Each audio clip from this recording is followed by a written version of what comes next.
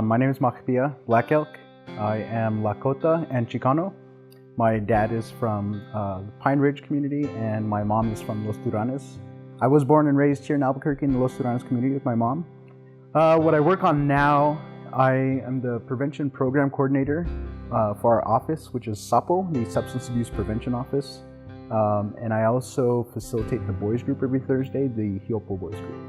My name is Whisper, or Miss Whisper, or Auntie Whisper, and I have worked at NACA for several years now. I'm in my 6th semester teaching here full time. I run the girls' wellness classes, but I also call it the female identified wellness classes, so it's more inclusive to our LGBTQ youth. I'm originally from the Four Corners area. On my mom's side, I'm from Durango, and on my father's side, I'm from Naniza or Fruitland, as well as Table Mesa. I got my master's in sexual violence against Native women through the Department of American Studies at UNM.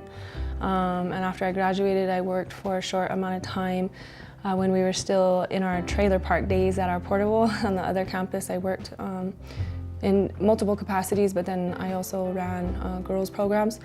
Left, began a Indigenous Women's Body Health program called INSPIRE, Initiative of Native Sisters Preventing Infectious Risks Through Empowerment. And then after I became a specialist in that regard of women's body and health and wellness, I was asked to return here, so now I'm on my 6th semester, and I I'm the head auntie for Sweet Nations, which is our Jingle Girls Society of young women who dance for the doctrine and healing of our communities, our lands, and our waterways. I think in a lot of different ways we try to support the young men that we have. Several years back, we got a grant from the Robert Wood Johnson Foundation, and we started a small group with about 3 boys, and we just were like, we're gonna go chop some wood and we're gonna go just hang out with these boys. And over the years that has grown, the capacity of our group has grown and the different things that we do. And really, for me, what it's about is modeling this idea of healing, right? Modeling the idea of wellness.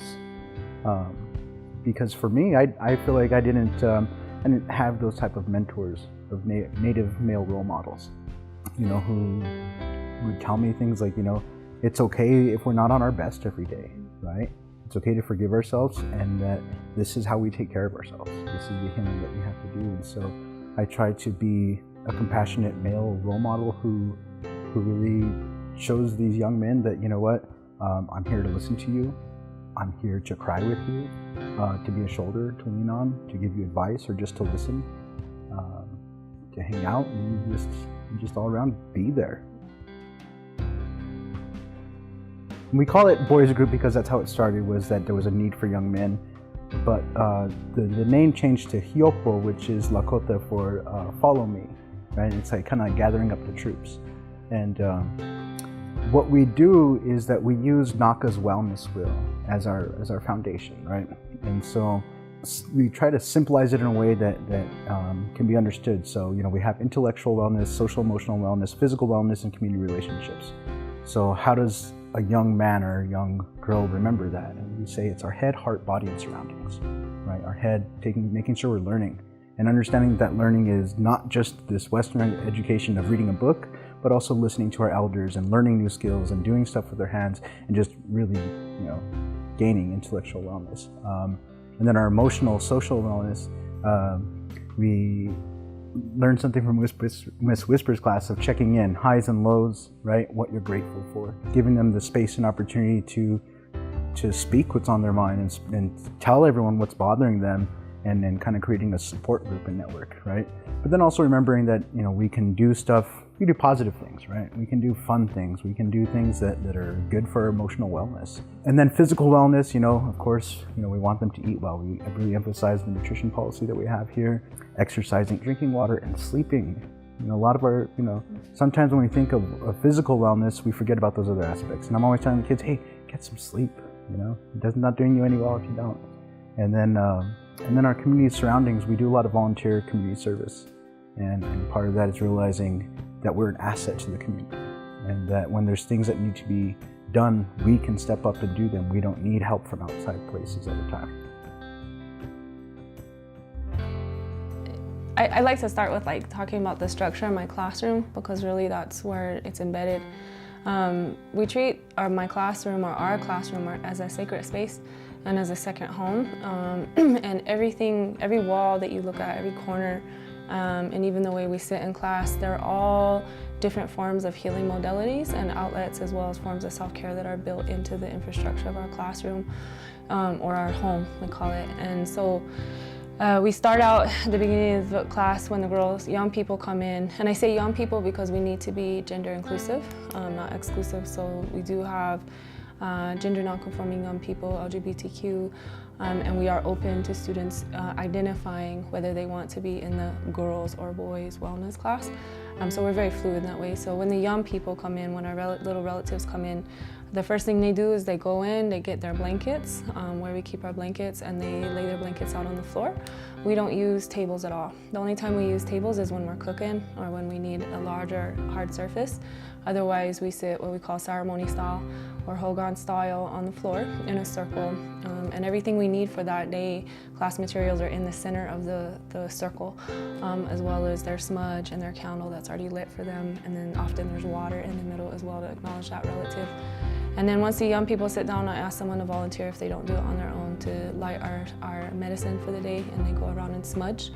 We work very hard not to set off the fire alarm, which we've done several times, but they've gotten much more responsible with it. And the smudge that they burn is smudge that they themselves have created and made based on what I harvest for them and bring into the classroom. So they have a sense of ownership. They get that smudge from their shrine, sacred space altar. We call it different things that they have in the room. And we go around clockwise, following the direction of the sun. We wait for a volunteer to start check-ins, and they begin with a greeting in a language other than English. And I say that instead of say it in your language, because there is a lot of trauma around our languages, and not all the children have access to their language, considering that we have 60 different tribal nations represented at our school. So I often say a greeting in a language other than English, and then they have to do their high or low, and then the young people have started calling it the rose and the thorn. Which is cool because that integrates plants. And then they have to say what they're grateful for. Or if we're out playing stickball for the day, they're asked to talk about what medicine they want to create for who or what that day, what do they want to play for, who they want to play for. So once we do that, that's very helpful to check in with children before you even start your day. It helps prevent a lot of issues between teachers and students, as well as among each other, the peers.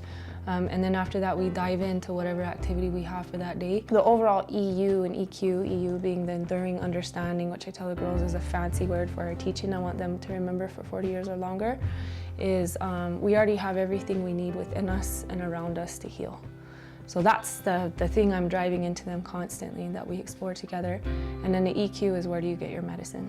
And so everything we do, all the activities, they branch out of that, and exploring and exercising and practicing and engaging together in various healing modalities that are available to us. And so that day we'll play stickball, or we'll do emotional writing, or we do so much stuff. We cook, we learn traditional stories, maybe we'll go travel somewhere, we'll go learn herbs outside. And sometimes we have self-care days when they're not doing well. So we'll do various different things, but in the classroom, we have our shrine, and the girls create that themselves, and the young people create that themselves, so it's non-denominational. They have all their medicines, spiritual medicines there, so they can access that at any time, and it continues to grow. And then next to it, we have their self-care station, where I used a toy organizer from Toys R Us that has different levels to it and tubs, and they have everything in there based on donations provided to us, from everything from feminine hygienic products like tampons and pads, to lotions, to hair ties. We always need hair ties, to condoms, to whatever it is that they need. It's all available to them, and they are allowed to use it at whenever they need it. We have across on the other side of the door, we have what's called a sister ceremony donation station, which is essentially a tub with a label on it, and a sign-up sheet where young people, if they're having, especially puberty ceremonies, but also doctorate ceremonies or things for their family, they can sign up, they can write what they need donated and when they need it by, and the girls regularly check that list, and the young people, and then donate, and they write their name on it, and and the kids pick up their donations for ceremony. We have another area that we're developing is called the Medicine and Storytelling Corner, which Brother Makpia is helping us with, where we have indoor garden, if you will, but they're all just on a shelf next to the window with pots of different herbs, various different medicine herbs. And then on the other side they have a shelf of bulk herbs that they have in jars, which they take upon themselves to label and list the medicinal properties of, that they can grind down and make their own tea whenever they feel is needed. So we have everything from teas for moon time, menstrual time, to headaches, to anxiety, to immune system boosting. Usually we use evergreens for that, which are very high in vitamin C, tummy aches, whatever it is, and it's growing. And then in the corner, Makpia and I are working with the girls on building the sky tree from the Haudenosaunee creation story. And that's like our medicine tree. And it has a woodpecker hole in the middle where young people, if they're having issues, they can write down their concerns or what's burdening them and then place it in the woodpecker home of the tree. And then at the end of the week, they are expected in my class to know how to build a fire and take care of that fire so they can go outside and burn it. So, and then on the other wall is all our kitchen supplies. And we are unable to cook in my class because the school is very old, the building, and we blow the breakers and get in trouble quite a bit.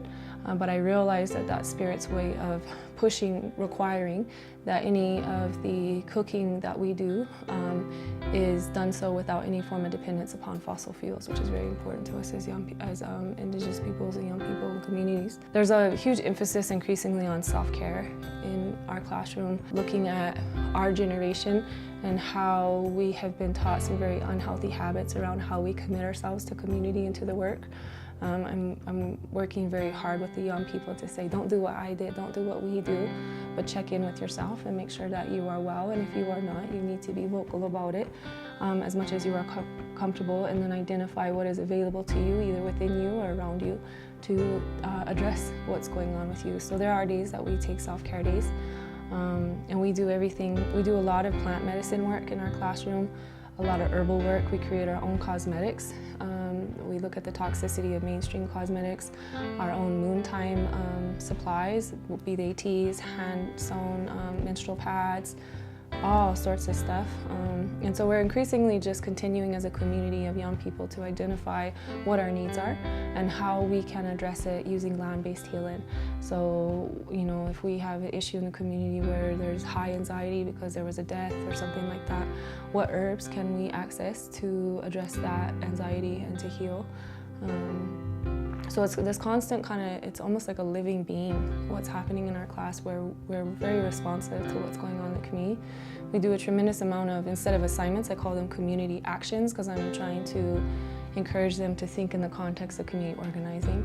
So we do quite a bit of community actions, whether they're something as simple as writing on sticky notes positive messaging to their siblings in that they put on the mirrors in the bathrooms, to responding to the murder of Ashlyn Lynn, or of Ashlyn Mike, or responding to the Dakota Access Pipeline. Last semester we created 650 bundles of medicine that we sent up to those camps.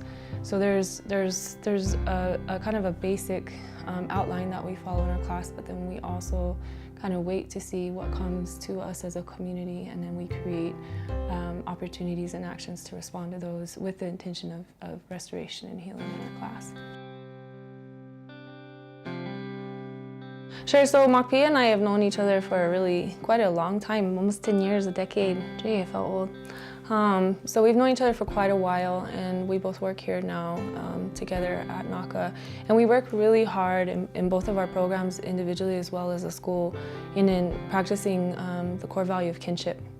And so Makpia and I look at ourselves as little mothers and fathers, or aunties and uncles, if you will, of these children, but we also look at each other as siblings. And we address each other as such, and we operate in that manner. And so it's kind of this idea of thinking, how are we working together as auntie and uncle to raise these children in a way that's holistic? And so When you start thinking about communal wellness, that requires a healthy community. And I believe that one of the most important things that the kids respond really well to is feeling that they are part of a family instead of an institutional educational setting. And so even just things as simple when we work together and individually as saying, well, go ask your sibling, or go ask, your auntie, or say hi to your uncle. Go take care of your little sisters, and they respond really well to that, and they refer to both of us as auntie, uncle. I don't know about Makpia, but they call me mom or little mother. They use their indigenous kinship terms in their languages to address us. And so we operate in that frame of mind. We think about it in that regard, and that makes it a lot easier to engage in a solidarity together and do it in kind of a fluid, flexible way that's, again, responsive to what's going on in the community. What do you think? I mean, I think that I can think of different examples of where we work together, kind of where our programs cross paths too. Like Whisper was saying earlier about making fires outside for cooking. One day Whisper shows up to school with a truckload full of wood and was like, hey, I got all this wood, like, what are you guys doing? Can you chop it? And so on Thursday I gather up my boys and I'm like, hey, so this is what came about. This is where we're needed right now, right? And for us, I really try to tell them, like, this is a way that you're needed in the community, right? And it's like a way that they feel that they can be of service, and I think that helps with this like connection into us as a community, right? And we're not just here, not just showing up for school and we take off, but that when they know that Whisper's class is going to do this really awesome project, and they get to be a part of that by helping, right? So they go and chop up all the wood. They created the fire stations and helped start it and get the fires going for them. It was awesome. It was awesome. It was so awesome. Yeah. And we didn't finish it all in one day. And Whisper had called me and she's like, hey, can you go and get those fires started for me, right? Get there to school. And I didn't even ask any of the kids for help at this point. I just went up and started doing it. And then here comes all these kids. Hey, what are you doing? Can I help? Most of them from my boys group, but then other ones that were like, hey, that looks pretty fun. I want to be a part of that as well. So that's just one example, right? And another way, so we're building this tree, and we're like, how are we going to do this? The sky tree, right? This medicine tree that we're building in there. It's really cool. But like going and framing it out, and then getting chicken wire and wrapping it around, and like it's really coming to life like a real tree. That's pretty interesting. But so there's that part of like the actually physically helping and doing projects together. But then there's another part of it too. So, we have other community partners that work with us, like the Coalition to Stop Violence Against Native Women, who I think it's important that they come into our program when it's mostly boys, right? I have about 17 kids right now. 3 of them maybe identify as female. But just having a female voice come into the group and say, hey, you know what? This is what's going on in our community when it comes to violence against Native women, right? These are the things that we have to know about, signs that, ways that we can end the perpetuation of violence, right? And understand that what is our role as male in the community to be balanced with the female aspect of our community. Yeah, and going back to the firewood, those are all examples of Makpia and I are both, I think it's safe to say, very land-based people. We care very much about the ecology that made us and that we're from. And we care very much that the young people have that relationship, whether they're urban or res, because we do have a mix of both. And I think that one of the things that's really good is that we give each other permission to push each other as well as our children into an emotional relationship with not just their kinship with human beings, but with the natural environment. And so with that, with the wood I brought in, I had the girls and young people roast and grind 50 pounds of blue corn, and then traditionally, and then they made the dough, and then we went outside and cooked over the fires that the boys made. And there's something emotional that happens when you engage each other in a community like that. And that's also very sustainable, because a lot of these young people, whether they gain those skills from the boys group or they know from home how to chop wood, how to care for fire, how to treat it as a living being, it's a way that we work together to create medicine for our entire community. So the girls made blue corn cakes over the fire, and we fed, every time there was a passing period, all the kids would move through that area, and we made over 1,000 pieces of blue corn cakes and fed our entire school for 2 days. And so that's very powerful, and it's stressful when you take on big land-based projects like that. We call it land-based healing. But when you have experiences like what Makpia talked about, where that morning I drove up and I was so stressed out because I didn't, I had to start class and I hadn't gotten the fires ready. And then you pull up and every fire's lit and they're going, and then the boys run up to you and they tell you that they did that on their own. It makes you want to cry because you're so proud of those young people and you're so grateful for that help, because we couldn't do this without each other. We can't decolonize or indigenize or heal up and restore ourselves without each other. And so I think that that's it's almost organic the way it works between us. And then Makpia and our other brother Jake are very good about roping me into where we don't have a gender binary of work that's being happening, but where we're working together. So they invited me to a camping trip they took with the boys, and the way they hooked me in is they said, you can teach the kids plants, you can teach them herbology out in the mountains. I said, okay. And it was so neat to go out there and be the auntie among those young men and teach them how to completely take a fire pit apart and rebuild it to make it nice, how to sweep out their campgrounds and sprinkle water to take the dust down, and then to take them up in the mountains, get herbs, and then come back that evening and teach them how to cook in the coals. And it establishes this relationship where thereafter, when we get back to school and I need something, all he has to say is, Auntie needs help, the girls need help, and they respond.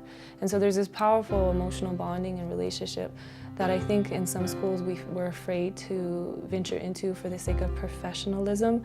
But as Indigenous peoples are highly relational, and that's a huge part of our wellness, is around relationships, whether it's with each other or our kin in the natural world. And so we really just kind of organically build our solidarities and the work that we do together. Even if it's building up an artificial tree, it's still where plants are being grown in our classroom and where herbs are being processed on a regular basis, and where stories will be told. And it creates, non-Native people call it scientifically biophilia, which is the technical term for our inherent relationship and need to be connected to the earth. And so we work vigilantly to make sure that their biophilia is very strong, even if it's in this urban setting with the freeway right past us. I think the other thing too that goes unsaid a lot of times that I want to acknowledge is Makpia and I, as well as all the staff, we emotionally caretake for each other. So we have each other's back.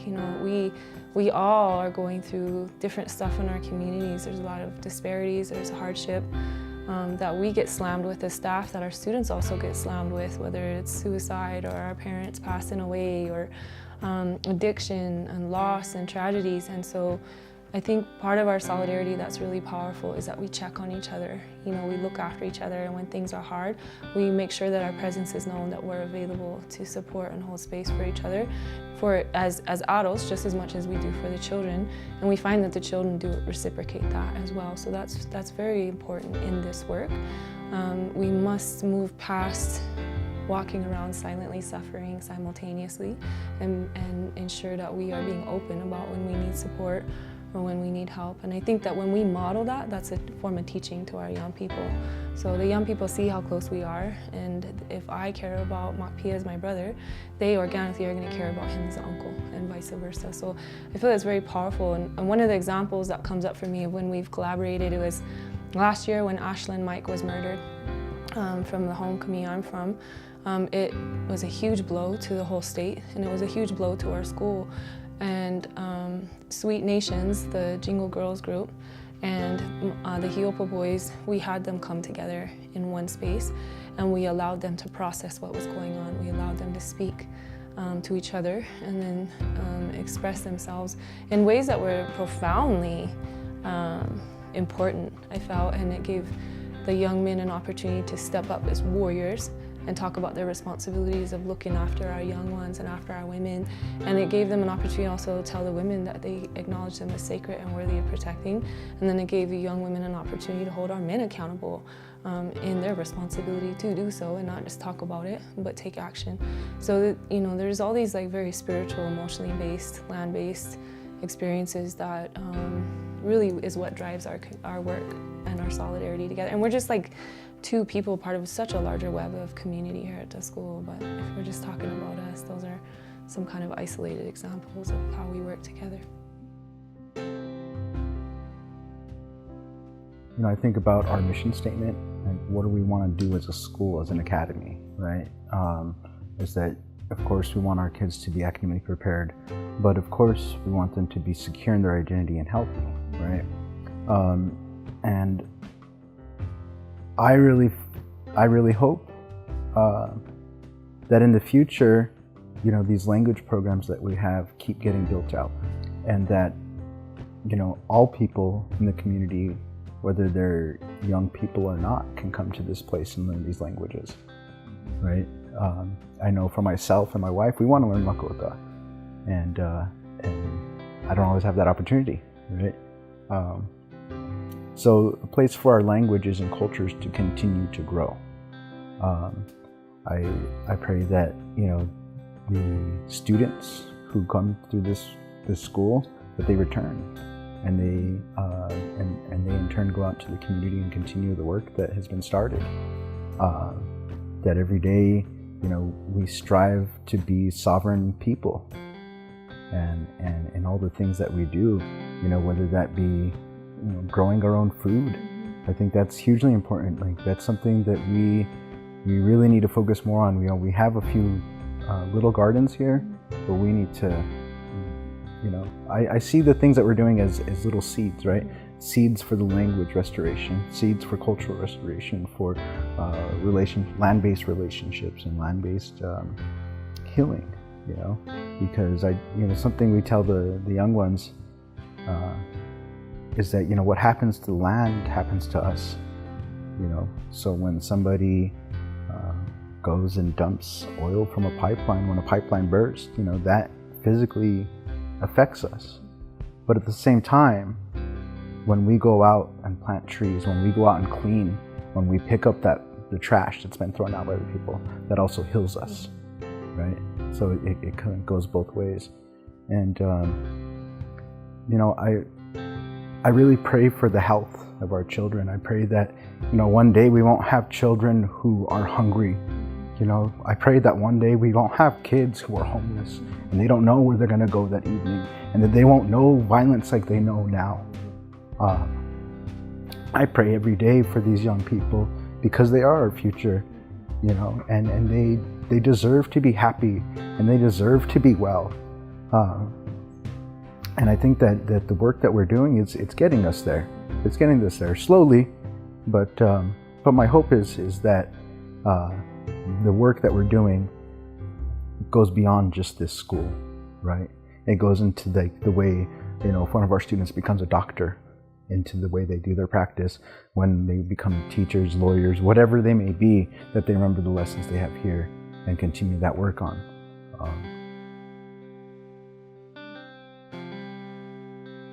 Number one, I want our young people to know how to take care of themselves better than we know how to take care of ourselves, or how we were taught or not taught to do so. So I want them to become profoundly good at honoring how sacred they are and how important they are. And I want them to have the skills of traditional as well as modern forms of stress management, of self-care, of being gentle with themselves, of knowing what outlets they need to engage in to take care of themselves when they're under stress or in crisis, but also in what ways can they honor themselves by experiencing joy on a regular basis and having their joy be the compass for the decision-making they make in their life. And most importantly also, that they engage in their self-care through land-based healing. That's my number one dream for our young people, because as this modern infrastructure continues to crumble, and based on how unsustainable it is, it's the land that waits for us to re-engage her so that we can take care of ourselves. And just like Makpia said, when we heal, she heals, and when she heals, we heal. And why not heal together, you know, in a very proactive way? So I think about it in that regard. But if I had to get even more specific, long-term goals for that, dreams I have for our classroom, is that we're able to take our children out on the land outside of the city on a regular basis, that we're able to get them into the mountains, that we're able to take them on different reserves, that we have students who are highly proficient in identifying plants and knowing how to engage it. But not just that, but following traditional protocol that comes out of the local ecological spaces that the lands require of us, so that we're engaging in responsible stewardship and long-term relationships with our natural environment. I also tell the young people all the time, you're the next generation of land and water protectors and life defenders. So I want, again, for them to lean into those responsibilities as they feel fits their strengths, and also lean into them in ways that are responsible and accountable to their own health and to their community, to where they're not doing what our generation does, which is overexert ourselves to the point where we're unwell, to where there's such high stress situations that there is division at times or disagreements. I want them to experience more harmony, and I believe that sometimes we become what we resist, and so I want our young people to identify themselves and engage in this identity of being water and land defenders in ways that aren't creating direct resistance, but instead are ascending and transcending the oppressors and enemies of both land and people, to where we're able to go above them, and instead of resist them, we're able to heal past them and beyond them. Other things, I have a dream of creating an army of birth workers, Indigenous female-identified birth workers, so that we can reclaim our right to decide how we're going to create life. I want them to explore and not feel limited by what they care about. So they have a lot of pressure to go often into careers that don't make them happy, but make their other adults in their lives happy. And so I hope for them to, again, use their joy as their compass, and to remember that in the end of the day, they're self-determined and they have the right to exercise it as such, to ensure that they're the healthiest of young people and later elders that they can ever be. I do want to see an increasing disruption and harm reduction of the amount of violence that they experience in their lives on a daily basis, as well as disparities, hunger. I want to see generationally, each generation, there to be a reduction of harm when it comes to this normalization of dating violence, interpersonal violence that they experience, that we grew up with, that we thought was normal. You know, I don't want that to be normal for them anymore. I want the norm to be the right to be safe with every breath that they breathe, and the right to protect their vessels and their sacred selves, and for them to feel absolutely justified in doing whatever they have to do to ensure that happens for themselves and their families. I want also for our young people to find their voices ever increasingly and use them in ways that are profoundly good for the well-being of themselves, first and foremost the lands that made them and their communities, as well as the future generations. And most importantly, I want to see the alumni come back and take over this school entirely. Your work is not sustainable or successful, in my opinion, if it can't exist without you. So I'm hoping that the way that we're building out our programs and the way that we move through the work in the community is creating a level of self-efficacy and confidence amongst our young people, to where they come back, if that's part of their joy and their compass of joys, to take over this school, so that we can move into what we also want to do. Or I want to be a midwife and probably a full-time farmer, this guy, you know, different ways that we're also warriors. We want to be able to shift into our next level of dreams, but let the young people fill our spaces and take off in ways that we could have never done, because our young people have way better ideas than we do most times anyways. And so I want them to be able to start where we left off and past the adversities that we've engaged and that we've persevered through, and have just hand over to them everything we've learned, so they don't have to learn everything the hard way, and then go beyond that in ways that are beyond our wildest imagination, to the point where we're fully self-determined and sustainable, regardless if this modern infrastructure maintains itself as it stands today, or if it completely crumbles. Our people will thrive and survive as we have for however long, you know, for a long time. So that's how I hope for the future, and that's what I pray for when I think about this school and our community and what we do on a daily basis.